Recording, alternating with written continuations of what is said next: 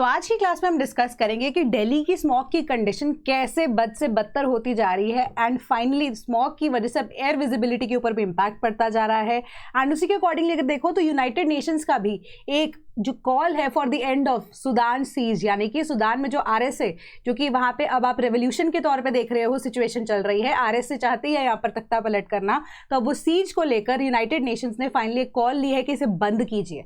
ठीक है, cardiovascular diseases के ऊपर भी डब्ल्यूएचओ की एक पर्टिकुलर रिपोर्ट आई है, उनकी तरफ से क्या क्या चेंजेस यहाँ पर लगता है कि लोगों को अपने लाइफस्टाइल में करने चाहिए एंड एक्चुअली में कार्डियोवैस्कुलर डिजीजेस होती क्या है।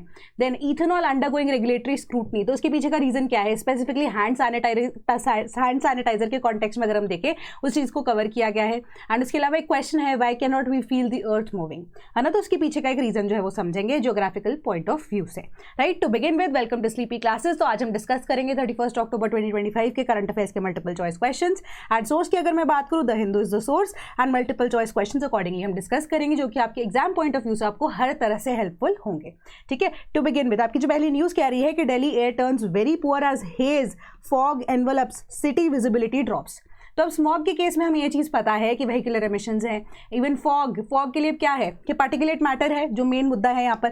पार्टिकुलर मैटर जो हमारा 2.5 है, इवन की 10 होता है ऑल टुगेदर। वो रेस्पिरेटरी डिजीजेज में यहाँ पर क्या कहते हो, एनहांसमेंट तो कर ही सकता है क्योंकि लंग्स के अंदर डायरेक्टली यहाँ पर जा सकता है, बट उसके अलावा अगर आप देखोगे कि सिंस ठंड का मौसम आ रहा है तो पार्टिकुलेट मैटर जो है ऑल टुगेदर अब क्या करते हैं, एक कंडेंसिंग सरफेस प्रोवाइड कर देते हैं, तो अब कंडेंसेशन पॉसिबल हो जाती है। टेम्परेचर रात के टाइम पे आप देखोगे रिलेटिवली कम होता जाता है क्योंकि सर्दियों का टाइम आ रहा है, ऊपर से इतना ज़्यादा व्हीकुलर एमिशन भी हो रहा है, पार्टिकुलर मैटर जो है वो भी सस्पेंडेड है एयर के अंदर।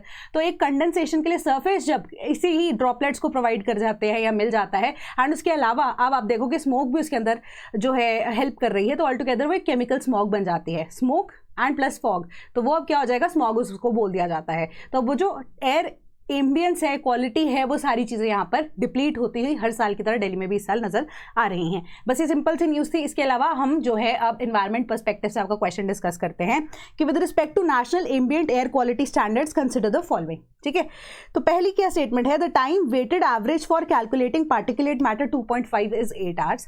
सेकेंड कह रही है statement, concentration of benzene must be less than 10 micrograms per metre cube in residential areas. Which of the statements above is or are correct? The correct answer is option number D, none of the above. कोई भी statement जो है यहाँ पर correct नहीं है। ठीक है, तो नाक्स जिसको हम national ambient air quality standards बोलते हैं, 2019 के अंदर लेटेस्ट उन्होंने 2009 के बाद से जो स्टैंडर्ड्स हैं या रेगुलेशंस हैं उसके बेसिस पे इंटरनेशनल स्टैंडर्ड्स में स्पेसिफिकली अगर हम डब्ल्यूएचओ की बात करें उसके कंपैरिजन में इंडिया जो है लीनियंट है। ठीक है, अपने जो national ambient air quality index को लेकर या एयर क्वालिटी जो जितनी प्रिस्क्राइब लिमिट है उसको लेकर, तब उसके अंदर स्पेसिफिकली आपको ये देखना है कि 12 के 12 पोल्यूटेंट्स कौन से हैं, क्योंकि इसी के हिसाब से कई बार आपसे क्वेश्चन पूछा जाता है based on different you can say कि national ambient air quality programme तो हमारे पास एक्स्ट्रा है ही है, बट उसके अलावा सीपीसी भी कौन से इंडेक्स के बेसिस पे यहाँ पे पोल्यूटेंट्स को मानता है नहीं मानता है, तो उसी के बेसिस पे आप देखोगे कि आपको स्पेसिफिकली ये पोल्यूटेंट्स के बारे में पता होना चाहिए कि कौन से हैं एंड कितने टाइम में उनकी वेटेड एवरेज निकाली जाती है कि मार्केट कह रही हूँ सॉरी, एयर के अंदर कितनी ज़्यादा इनकी अवेलेबिलिटी यहाँ पर है। तो रेजिडेंशियल एरिया के अंदर अगर आप देखो या रूरल एरियाज़ के अंदर कितनी अलाउड लिमिट है, उसके ऊपर अगर ये लिमिट जाती है तो it will be considered dangerous. इसके अलावा इकोलॉजिकली सेंसिटिव एरियाज है जो कि सेंट्रल गवर्नमेंट यहाँ पर नोटिफाई करती है, वहाँ पर कितना अलाउड लिमिट है। ठीक है, एंड प्रोसेसेस या मोड्स ऑफ मेजरमेंट जो है आपको इतना पढ़ने की जरूरत यहाँ पर नहीं है। राइट, तो बेंजीन के केस में यहाँ पर 0.5 यानी कि 5 वॉज द प्रिस्क्राइब लिमिट या जो एक्चुअल लिमिट यहाँ पर नाक्स के द्वारा अलाउड है। ठीक है, आपका correct answer option number D बनता है। ठीक है, वेटेड एवरेज पार्टिकुलेट मैटर 2.5 की भी अगर हम देखें ऑल टुगेदर कितनी है यहाँ पर 24 आवर्स या फिर एनुअली। ठीक है, ये दोनों में से कुछ एक होता तो या 124 आवर्स बोला जाता तो भी सही होता है, एनुअली केसेस पे देखो तो वो भी चीज़ सही होती। देन आपको ना हाँ एक क्वेश्चन जरूर पूछा जा सकता है जो कि आपके एनसीईआरटी में बहुत ज़्यादा इंपॉर्टेंटली मेंशन किया गया है। एक आती है London smog and Los Angeles smog, तो दोनों के बीच का एक्चुअली में डिफरेंस क्या है, गो थ्रू इट वंस। ठीक है, ये बहुत ज़्यादा इंपॉर्टेंट है क्योंकि दोनों के प्रोसेसेस की वजह से आपके इवन के इन्वायरमेंट के कॉन्सेप्ट्स में भी आपको क्लैरिटी मिलती है। फोटोकेमिकल स्मॉग क्या होती है, सल्फ्यूरस स्मॉग क्या होती है। दोनों के बीच का बेसिक एक डिफरेंस यही है कि सल्फ्यूरस जो फॉग होती है ठीक है, या स्मॉग के केस में अगर हम बोलते हैं सल्फर कंटेनिंग फॉसिल फ्यूल्स, जिसमें स्पेशली कोल जो है बर्न होता है, उसकी वजह से जो स्मॉग बनती है, ठीक है, या उसकी तरफ से या कोल के जो प्लांट्स है वहाँ से जब कोल के बर्न होने के बाद जो रिलीज होती है डिफरेंट गैसेस, जिसमें सल्फर मेजरली कॉन्ट्रीब्यूट करती है, along with that carbon dioxide, carbon monoxide, ये सब चीज़ें होती हैं, उसकी वजह से जो अब फॉग के साथ आपस में मिल जाते हैं, तो वो अब हमारे पास लंडन स्मॉग की तरह नाम दिया गया है। लॉस एंजलिस स्मॉग की जब हम बात करते हैं तो वो फोटोकेमिकल स्मॉग है, यानी कि सनलाइट जब रिएक्ट करती है व्हीकुलर एमिशंस के साथ, जिसमें specifically nitrogen oxides and volatile organic compounds होते हैं, जिनको हम VOX लिखते हैं। ठीक है, तो दोनों के बीच का बेसिक डिफरेंस ये है। ठीक है, एक बार इसको गो थ्रू कर लेना। Then United Nations calls for end to Sudan siege after over 460 people were killed at maternity hospital। तो वर्ल्ड हेल्थ ऑर्गेनाइजेशन जो है, इनफैक्ट उन्होंने यही चीज़ बोला कि अब हमें पता है कि सूडान की सिचुएशन क्या चल रही है। सूडान के अंदर हमें पता है कि RSA को क्या करना है, तख्ता पलट करना है। ठीक है, they want to take power. तो अब हमने यहाँ पर दारफोर रीजन के बारे में भी पहले डिस्कस किया था कि मेजर उन्होंने दारफोर रीजन जो है इसको कवर कर लिया था। ठीक है, उनको कैप्चर कर भी चुके हैं। धीरे धीरे करके RSA जो है वो स्ट्रांग होती जा रही है एंड ऑल टुगेदर वो क्या कर रही है, अब सेंट्रल सूडान वाले रीजन में पहुंचने की कोशिश कर रही है। तो उसमें स्पेसिफिकली अल फशर वाला रीजन जब RSA ने कैप्चर किया, उसके बाद वहां पर इस तरीके से एक ब्लडीएस्ट यू कैन से जो सिचुएशन या सिनारो सामने आया वो यही है कि अल फशर वाले रीजन के अंदर एक मैटरनिटी हॉस्पिटल के ऊपर डेलिबरेटली अटैक किया गया, जिसमें 460 पीपल या women specifically along with children they have died, जो कि एक तरह से जेनोसाइड की तरह माना जा रहा है। तो उस पर WHO ने तो कंडेम किया ही किया है। यूनाइटेड नेशंस ने बोला है कि ये लड़ाई को अब बंद कर देना चाहिए, क्योंकि बहुत ज़्यादा यहाँ पर हद हो चुकी है कि बच्चों की डेथ यहाँ पर होना, इवन कि मैटरनिटी ऐसे वार्ड में डेथ होना या हॉस्पिटल में डेथ होना बहुत एक मेजर यू कैन से शेकनिंग इवेंट है, दिल को दहला देने वाला इवेंट है कि वर्ल्ड के अंदर आप ऑल टुगेदर देखो एक अच्छा मैसेज नहीं जा रहा है। You need to end this right now. ठीक है, तो सिंपल सी न्यूज़ है। अब आपको अल फशर की जो लोकेशन है वो भी हम डिस्कस कर चुके हैं।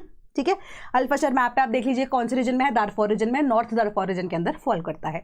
देन क्वेश्चन आपका क्या है, consider the following with respect to the convention on prevention and punishment of genocide, crime of genocide. पहली स्टेटमेंट क्या कह रही है, the convention was adopted in 1950। Second, forcibly transferring children of the group to another group amounts to genocide, कि क्या ये जो convention है वो इसको जेनोसाइड मानती है या नहीं मानती है। Which of the following statements या which of the statements above is or are correct. The correct answer is option number B. ठीक है, तो ये जो जेनोसाइड कन्वेंशन है ना, इसके अंदर आपको कुछ कुछ चीज़ें जो हैं बेसिकली प्रूव करने की ज़रूरत होती है। अब कोई केस रखते हो आप अपना, फॉर एग्जांपल पार्टी के अंदर क्या, कोर्ट के अंदर, जहाँ पे दो पार्टीज रिप्रेजेंट कर रहे होते हैं, तो वहाँ पे अगर आप सपोज कीजिए कि किसी का मर्डर का केस है, ठीक है, तो वहाँ पर आपको चीज़ें इस्टेब्लिश करनी पड़ती हैं कि हाँ व्यक्ति ने अगर खुद उस चीज़ को अटेम्प्ट नहीं किया है, अगर किसी थर्ड पर्सन को भी प्रोवोक करने के बाद ये चीज़ हुई है, आपस में या तो 2 से 3 पार्टीज़ की मिली भगत भी है, तो वहाँ पे आपको एक चीज़ प्रूव करनी होती है जिसको हम बोलते हैं इंटेंट। इंटेंशन को किसी व्यक्ति की प्रूव करना बहुत ज़्यादा डिफिकल्ट होता है, तो उसी वजह से सबूत गैदर करने बहुत ज़रूरी होते हैं।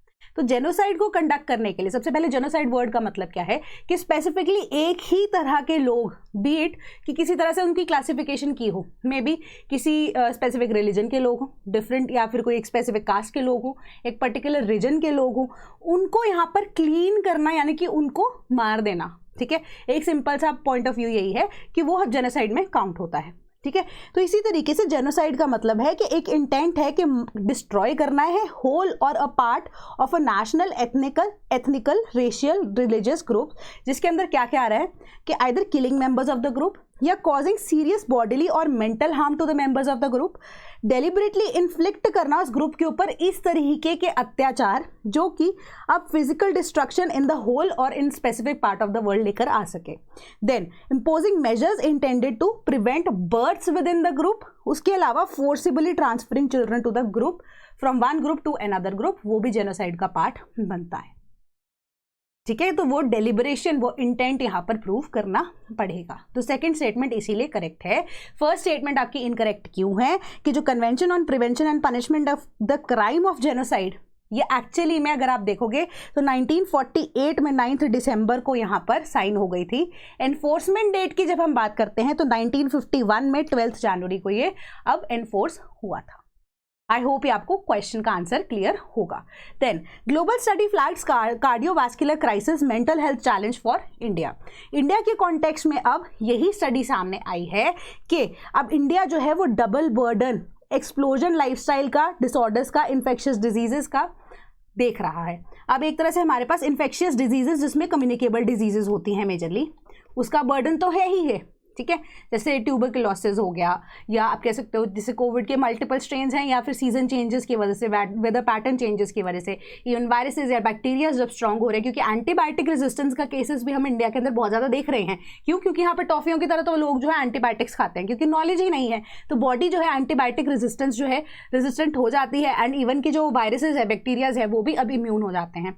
तो ऑल टुगेदर यहाँ पर प्रॉब्लम जो है कम्युनिकेबल डिजीजेस को लेकर तो इंडिया में है ही है, बट अब सिंस लाइफस्टाइल में जो चेंजेस आ रहे हैं उस वजह से ये स्टडी ने स्पेसिफिकली यही चीज़ बोली है कि लोगों की हेल्थ के ऊपर, स्पेसिफिकली किस चीज़ के ऊपर, कार्डियोवैस्कुलर क्राइसिस, मतलब heart related problem, even mental health, mental stress, ये सारी प्रॉब्लम्स इतनी ज़्यादा बढ़ चुकी हैं जो कि नॉन कम्युनिकेबल डिजीजेज हैं, ठीक है, वो भी बढ़ चुकी हैं। एंड स्पेसिफिकली स्टडी ने ये चीज़ भी बताई कि पहले जो कम्युनिकेबल डिजीजेज थी ना, वो मेजरली यहाँ पर इंडिया के लिए कॉज ऑफ कंसर्न थी, बट अब जो क्या है, ये हमारे पास कार्डियोवैस्कुलर डिजीजेस की बात करते हैं, ठीक है, मेंटल हेल्थ की बात करते हैं, नॉन कम्युनिकेबल डिजीजेस की जब बात करते हैं हम, ये डिजीजेस अब 2/3 ऑफ द मोर्टेलिटी रेट में हावी हो रही हैं, ठीक है, कि 2/3 ऑफ द मोर्टेलिटी रेट जो अब इंडिया के कॉन्टेक्स्ट में अगर हम डिजीजेस की वजह से देखते हैं, उनमें से मैक्सिमम डिजीजेस कार्डियोवैस्कुलर डिजीजेस जो है वो नॉर्मल कॉमन पाया गया है। लाइफस्टाइल रिलेटेड जो डिजीजेस हैं वो लोगों को जनरली अब लॉस ऑफ लाइफ जो है हो रहा है उसी रीजन की वजह से, and 2/3 of the population is dying because of that, ठीक है, 2/3 ऑफ द पॉपुलेशन जो कि ऑलरेडी जा चुके हैं, ठीक है, उनके ऊपर अगर रिसर्च कंडक्ट कराई गई कि वो हमारे पास कम्युनिकेबल डिजीजेस तो अभी हम पूरी तरह खत्म नहीं कर पाए थे, बट अब लाइफस्टाइल चेंजेस जिसकी मेजर रिक्वायरमेंट अभी इंडिया को है आने वाले टाइम के लिए, अदरवाइज बहुत ज़्यादा loss of life because of lifestyle changes हो जाएंगी, ठीक है। तो क्वेश्चन अब हम देखते हैं, आपका ये काइंड ऑफ रिवीजन ही है, if I remember first statement शायद मैंने आपको पहले भी दी है कि कंसिडर द फॉलोइंग कि non communicable diseases are also known as chronic diseases. Second statement कह रही है कि 2030 agenda for sustainable development recognizes non communicable diseases as a major challenge for sustainable development. Which of the following statements is are correct? The correct answer is option number C, दोनों की दोनों statements यहाँ पर correct हैं, ठीक है, कि non communicable diseases जो हैं, एक तो कम्युनिकेबल डिजीजेस है, कम्युनिकेबल डिजीजेस में क्या होता है कि आप एक बार आपको वो डिजीज अगर हो जाती है, आप मेडिसिन ले लेते हो, यू गेट क्योर्ड, ठीक है, कि अगर वो नॉन क्योरेबल होता है देन अलग चीज़ होती है। नॉन कम्युनिकेबल डिजीजेस की जब हम बात करते हैं, वो डिजीजेज है जो बार बार होने के चांसेस होते हैं, क्योंकि वो किसी तरह से पैथोजन की वजह से नहीं फैलते, वो बॉडी के लाइफस्टाइल की वजह से, या बोल सकते हो डेली रूटीन की वजह से, हमारी हैबिट्स की वजह से कॉज होते हैं, ठीक है। जैसे मेजरली अगर हम देखें हार्ट से रिलेटेड प्रॉब्लम्स जो ज़्यादातर लोगों को देखने को मिल रही है, वह क्यों है? क्योंकि एक्सरसाइज नहीं कर रहे हैं लोग, ठीक है, ज़्यादातर घर पर ही बैठे रहते हैं, या उसके अलावा अगर आप देखो खान पान लोगों का अच्छा नहीं है, काफ़ी ज़्यादा घी वाला जो चीज़ है वो खा रहे हैं। इवन पाम ऑयल के केस में भी हम इस केस में यहाँ पर जोड़ सकते हैं चीज़ें कि पाम ऑयल का मैक्सिमम या लार्जेस्ट इंपोर्टर में से इंडिया है, तो पाम ऑयल का इतना ज़्यादा अगर यूजेज हो रहा है हमारे खान पान के अंदर, उसके बाद भी अब कार्डियोवैस्कुलर जो डिजीजेस हैं, या इवन की जो लाइफस्टाइल चेंजेस की वजह से जो डिजीजेज हैं, बीट डायबिटीज़ मेलाइटस हो सके, है ना, तो ये सारी डिजीजेस बहुत ज़्यादा कॉमन हो चुकी हैं। तो अब WHO ने ऑलरेडी 2019-20 के अंदर इस चीज़ को आइडिया लगा लिया था, not only for India, global context में उन्होंने इस चीज़ का आइडिया लगा लिया था कि आने वाले टाइम में नॉन कम्युनिकेबल डिजीजेस जो हैं मेजर कॉज ऑफ कंसर्न होंगी, ठीक है। इसीलिए 2030 का agenda for sustainable development recognize भी करता है NCDs को कि एक मेजर थ्रेट है ये, ठीक है। इसी की वजह से as a part of agenda heads of the state and governments को यही चीज़ बोला गया था कि आप ऐसे एम्बिशियस डेवलपमेंट, नेशनल रिस्पॉन्सेस को या नेशनल रिस्पॉन्सिबिलिटी को ध्यान में रखते हुए ऐसे लॉज को, ये लॉज भी क्या, ऐसी गाइडलाइंस को दीजिए कि बाय 2030 जो 1/3 ऑफ प्रीमेच्योर मोर्टेलिटीज़ नज़र आती हैं वो रोक की जा सके, या प्रिवेंट की जा सके, या मिटिगेट तो नहीं होंगी, प्रिवेंट की जा सके थ्रू दिस लीडरशिप प्रोग्राम। तभी आप देखोगे कि न्यूट्रिशन एंड हेल्थ को लेके ऑल टुगेदर, या मिलेट्स वाला जो सरकार चाह रही थी कि ग्रो हो सके क्योंकि न्यूट्रिशियस वैल्यू है, ठीक है। तो ऑल टुगेदर यहाँ पे सस्टेनेबल डेवलपमेंट गोल्स, जो कि गोल 3 और 4 को स्पेसिफिकली टारगेट करता है, उसकी वजह से 2030 का sustainable development goal target with respect to health रखा गया है, ठीक है। तो correct answer is option number C. Then ethanol is undergoing regulatory scrutiny in Europe, why this matters? तो अब हैंड सैनिटाइजर्स यूज़ करते हैं हम, परफ्यूम्स बहुत ज़्यादा यूज़ करते हैं, बट हम सब ये चीज़ नहीं जानते हैं कि मेजरली हैंड सैनिटाइजर के केस में हमें पता है कि उसके अंदर अल्कोहल यानी कि इथेनॉल डलती है, बट अब आपके ऑयल बेस्ड परफ्यूम्स भी होते हैं, कुछ परफ्यूम्स आपके जो है अब इथेनॉल बेस्ड भी होते हैं। ऑयल बेस्ड परफ्यूम्स जो है उसके अंदर भी कहीं ना कहीं कुछ लिमिट तक इथेनॉल यूज होता है, ठीक है। यानी कि कहने का मतलब इथेनॉल की यूजेज, अब तो फ्यूल के केस में भी है, इथेनॉल की यूजेज जो है वो मेडिकल इंडस्ट्री में भी बहुत ज़्यादा है, इवन कॉस्मेटिक इंडस्ट्री में भी बहुत ज़्यादा है। बट यूरोप के अंदर स्पेसिफिकली अगर हम देखें तो वहाँ पे जो रिसर्च है वो कैरी आउट की जा रही है बेस्ड ऑन कि जो आपके इथेनॉल बेस्ड हैंड सैनिटाइजर्स हैं वो आप हाथ पे रब करते हो, आपको हैंड वॉश करने की भी जरूरत नहीं पड़ती। प्लस इसकी आदत लोगों को कोविड-19 के बाद से पड़ी। प्लस मेडिकल इंडस्ट्री में ये कोविड-19 से पहले भी बहुत ज़्यादा एक इफेक्टिव मेजर था टू क्लीन या स्टरलाइज अ पर्टिकुलर एरिया या पेशेंट को इजीली अगर आपको क्लीन करना था। तो अब उसी के बेसिस पे रिसर्च ये कैरी आउट की जा रही है, क्योंकि कुछ लोगों ने यूरोप वाले एरिया के अंदर ही ये कंप्लेंट किया है कि जो इथेनॉल बेस्ड सैनिटाइजर्स हैं उसमें कार्सिनोजेंस हैं या वो रिप्रोडक्टिव हेल्थ को कॉम्प्लिकेट कर रहा है, जिसको हम रेप्रोटॉक्सिन्स बोलते हैं, रेप्रोटॉक्सिक्स बोलते हैं। रेप्रोटॉक्सिक्स मतलब जो रिप्रोडक्टिव हेल्थ में, रिप्रोडक्टिविटी में एक पर्टिकुलर व्यक्ति के इफेक्ट डाल रहा है, कार्सिनोजेंस यानी कि कैंसर कॉजिंग एलिमेंट्स। तो अब जो यूरोप की जो रिसर्च सेंटर्स हैं वो क्या कंडक्ट करा रहे हैं, इसी स्टडी को कंडक्ट कर रहे हैं कि क्या कार्सिनोजेंस या रेप्रोटॉक्सिन्स यहाँ पर है या नहीं है अवेलेबल। तो WHO को उन्होंने ये आइडिया ज़रूर भेजा है, बट उन्होंने बोला कि मल्टीपल टाइम्स अभी इसकी असेसमेंट होगी यूरोप के अंदर ही। If this study is found to be true तो उसके बाद WHO जो है वो इसके ऊपर डिसीजन लेगा, ठीक है। तो यहीं पे अभी अगर आप देखोगे WHO ने स्टिल अभी यही बोला है कि सिंस अभी आपकी स्टडी बहुत इनिशियल फेज पे चल रही है, बट हम अभी भी एंडोर्स करेंगे किसे, इथेनॉल बेस्ड हैंड सैनिटाइजर्स को, क्योंकि अभी तक सबसे ज़्यादा इफेक्टिव मेजर्स जो हैं या सबसे ज़्यादा इफेक्टिव हमारे पास स्टरलाइजिंग एलिमेंट या कंपाउंड है वो अब एक तरह से हैंड सैनिटाइजर्स ही हैं जो कि इथेनॉल बेस्ड हैं। क्योंकि अगर हम इन्हीं का ऑल्टरनेटिव किसी और को ढूंढने की कोशिश करें तो उससे रिलेटेड एलर्जीज या साइड इफेक्ट्स बहुत ज़्यादा हैं जो कि अभी इथेनॉल के केस में यहाँ पर नहीं हुए, ठीक है। अलॉन्ग विद दैट तो WHO ने यही चीज़ को भी बोला कि जो अब यूरोप की एजेंसीज हैं वो यहाँ पर जो आइडिया ले रही हैं वो ले रही हैं कि जो रिसर्च कंडक्ट की जा रही है वो बेसिक अप्रोच पे की जा रही है। बेसिक अप्रोच कैसे, कि वो ये देख रहे हैं कि इथेनॉल है क्या एंड इथेनॉल की कैरेक्टरिस्टिक्स क्या क्या हैं, ठीक है। कैरेक्टरिस्टिक्स क्या क्या हैं उन्होंने ये चीज़ बोली, और उसी के बेसिस पे जो भी आएगा रिजल्ट वो तो चलो WHO and accordingly different countries तक पहुंच जाएगा, ठीक है। बट यहाँ पर जो WHO की बात कर रहे हैं तो वो रेगुलेटरी अप्रोच को भी देखते हैं।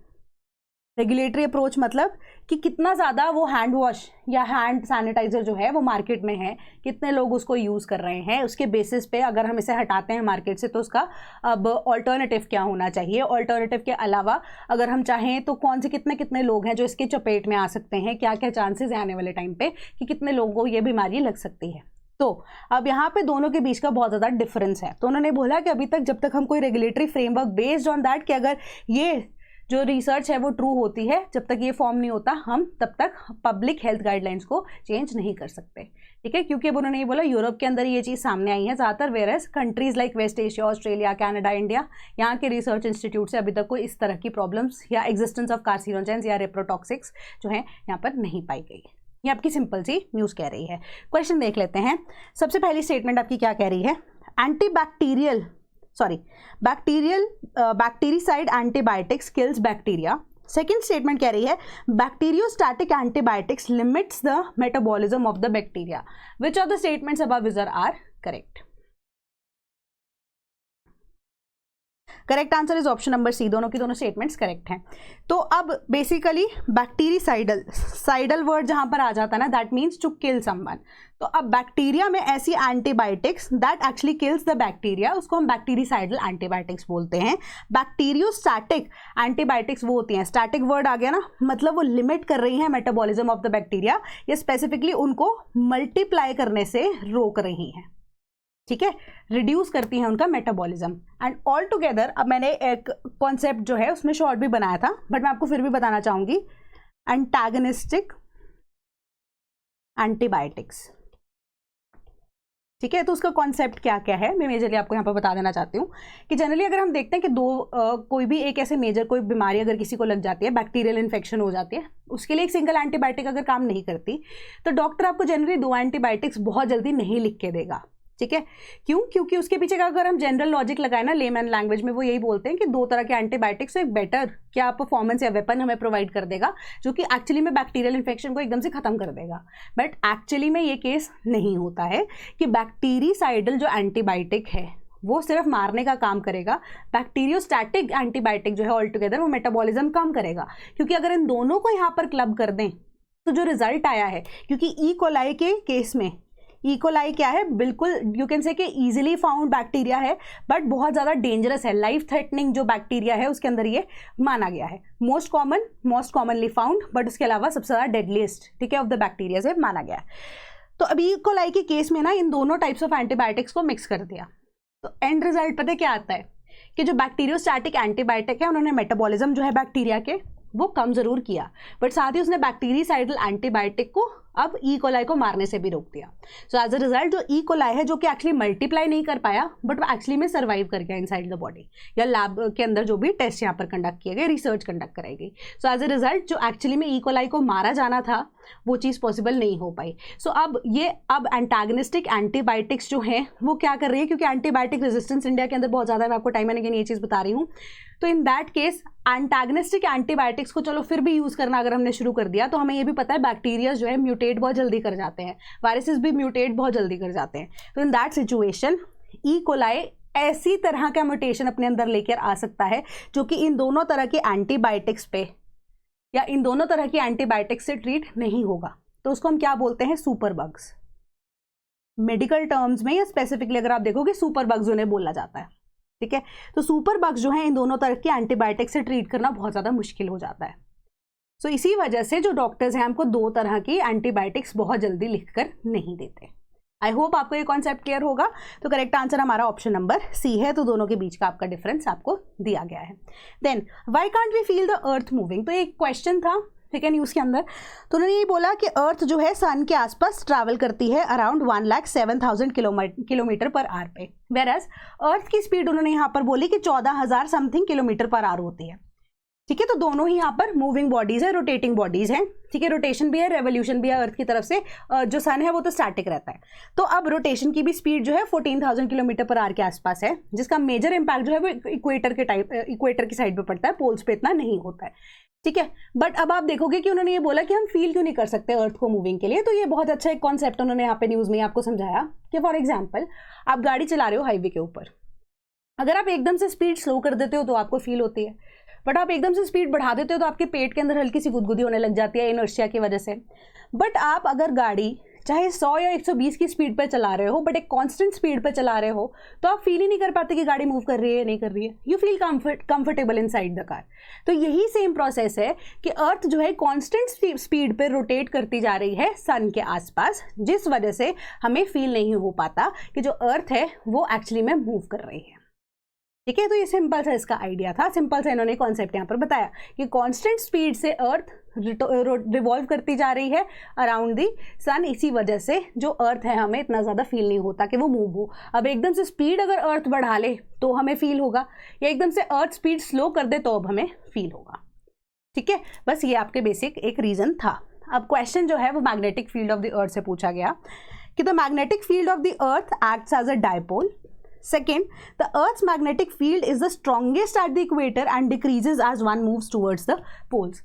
Which of the statements above is or are correct? Correct answer is option number A. पहली स्टेटमेंट ही करेक्ट है। अब डायपोल वर्ड जो है ना, इसकी आदत डाल दो आप, ठीक है। डायपोल का मतलब क्या होता है, पोलर ऑपोजिट। हमने रिसेंटली अभी इंडियन ओशन डायपोल की बात की थी, जहां पे हमने देखा कि अरेबियन सी वाली साइड अगर ज़्यादातर पानी गर्म हो एंड दूसरी साइड ठंडा हो तो वो पॉजिटिव होता है, ऑपोजिट हो तो वो नेगेटिव डायपोल में चला जाता है, मतलब पोलर ऑपोजिट एक दूसरे का चल रहा हो अगर। तो सेम तरीके से डायपोल मतलब 2 तरह के poles, north and south pole, ठीक है। तो मैग्नेटिज्म से ये टर्म या जो वर्ड है ये निकल के आया है। तो अब अर्थ का तो हमें पता ही है 2 पोल्स हैं, ठीक है। अब नॉर्थ भी है, साउथ पोल भी है। पहली स्टेटमेंट करेक्ट हो गई। दूसरी स्टेटमेंट क्या कह रही है कि अर्थ की मैग्नेटिक फील्ड स्ट्रॉन्गेस्ट है इक्वेटर पे and decreases as one moves towards the poles. तो ये स्टेटमेंट तो इनकरेक्ट हो गई, क्योंकि हमें पता है कि अगर पोलर ऑपोजिट हैं, हमारी जो अर्थ है वो इस तरीके की नजर आती है हमें, है ना। अब अर्थ जो है उसका नॉर्थ एंड साउथ एग्जिस्ट कर रहा है, तो नॉर्थ एंड साउथ पे तो सबसे ज़्यादा अब हमारी मैग्नेटिज्म जो है वो स्ट्रांग होगी। कैसे, अब इसका मैं एग्जांपल आपको सिंपल टर्म्स में बताती हूँ। अब सपोज कीजिए आपके पास एक बार मैग्नेट है, नॉर्थ एंड साउथ है ना, तो आप ये देखोगे कि आप किसी दूसरे मैग्नेट को अगर चिपकाने की कोशिश करोगे बिल्कुल सेंटर में, तो वो चिपकेगा क्या? नहीं होगा ना, तो वो नॉर्थ या साउथ पे ही जाकर ज़्यादा एक्टिव होगा।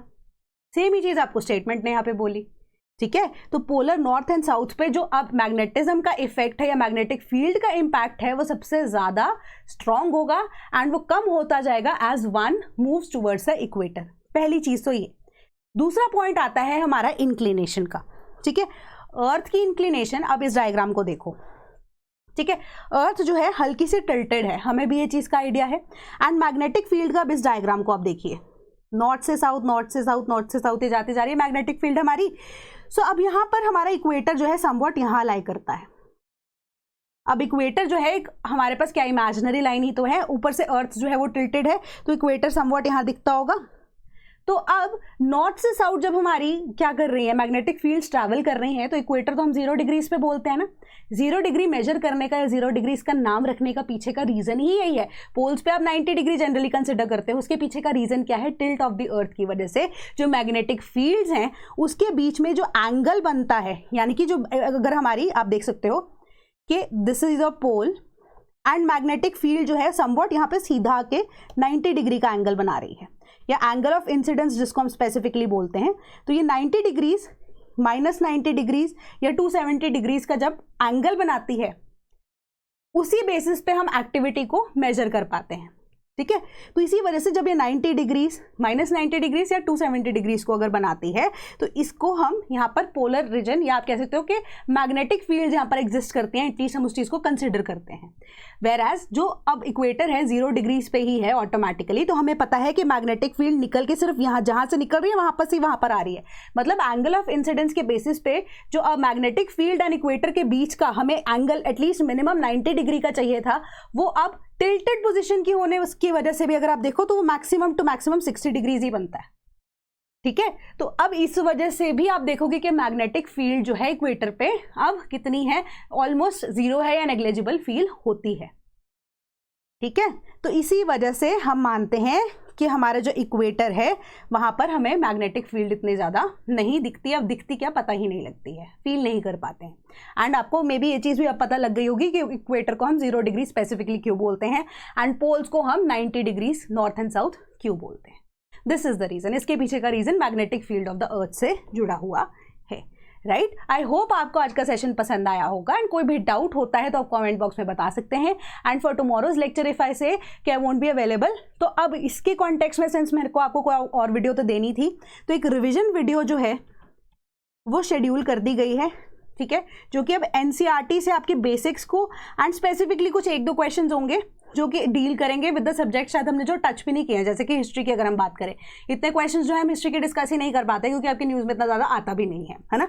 तो करंट अफेयर्स जो है उसी के बेसिस पे या इनफैक्ट जो एनसीईआरटी है बेसिक क्वेश्चंस वहाँ पर डिस्कस करेंगे, आपकी रिवीजन भी हो जाएगी, मेजर कॉन्सेप्ट्स को यहाँ पर उसी टाइम पे डिस्कस करेंगे, राइट। तो हमारे जो अब बैचेस हैं वो जीएस के, इवन अगर आप देखो ऑप्शनल्स के 2026 2027 के अवेलेबल हैं। कोई भी अगर आपको यहाँ पर कोर्स को लेकर इंक्वायरी होती है तो आप हमारे टोल फ्री नंबर 1800-890-3043 पे हमें कॉल कर सकते हैं या sleepy.classes@gmail.com पे हमें ईमेल भी कर सकते हैं। Same goes for the UPPCS का batch that is live now. कोई भी प्रेपरेशन अगर आपको बेसिक से यहाँ पर स्टार्ट करनी है, जहाँ पे आपका जीएस, इवन यूपी की जीके एंड इन केस अगर आप देखो current affairs, everything will be covered. आपका एसए जो है मेंस का इंग्लिश का वो भी कवर किया जाएगा इसके अंदर। सो ऑल टुगेदर आप इस कोर्स की भी अगर इंक्वायरी करना चाहते हैं, सेम टोल फ्री नंबर है, सेम ईमेल है, कमेंट बॉक्स आपके पास अवेलेबल है, भर के यहाँ पर आप क्वेरीज अपनी ले सकते हैं, लेक्चर के डाउट को लेकर भी एंड ऑल टुगेदर अगर हम देखें कोई और बैच की इंक्वायरी भी हो अगर तो that is all from my side today. Thank you so much.